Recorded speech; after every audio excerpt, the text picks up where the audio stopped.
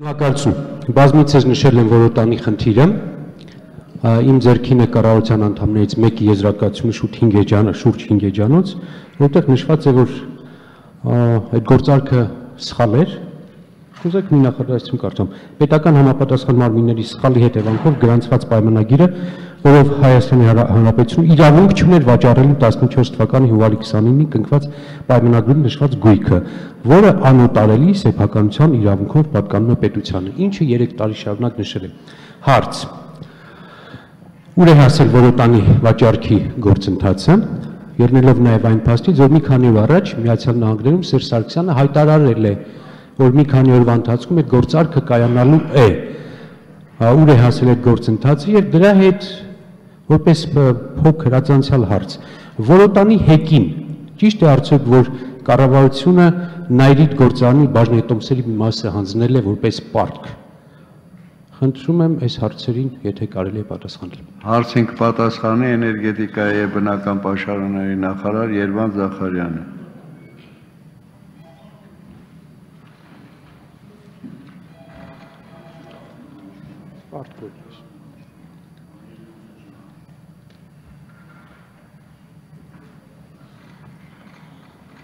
Մեծարգո նախագահ,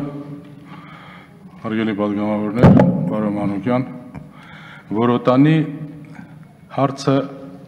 հասել է վերջնական փուլին։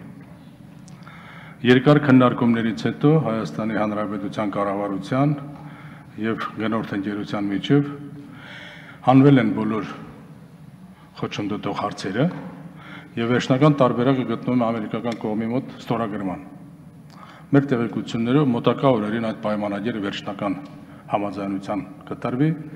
եւ կներկայանան Հայաստան ստորագրելու։ Վերջնական փուլն է մոտակա ժամանակներում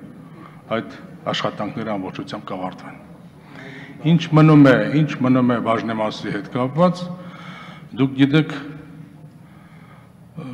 վաճառվում է Որոտան բաժնետիրական ընկերության գույքը, ոչ թե բաժնետիրական ընկերությունը։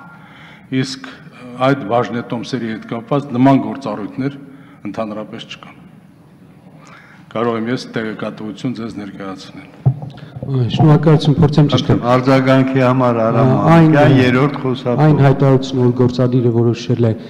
Որոտանի հեկին հանձնել Նայրիտ գործարանի բաժնետմասերի մի մաս, սա չի եղել, ճշտեցին։ Շնորհակալություն։ Սերժ Սարգսյանը 10 օր առաջ հայտարարել է, որ գործարքը եղել է։ Դուք ասեցիք մի քանի օր հետո կլինի։ Հարցս ավելի հստակեցնեմ, այն վիճելի մասերը, այն ստրատեգիական օբյեկտները, որի մասին մենք ասում ենք խորհրդանում, լճերի մասին է խոսքը,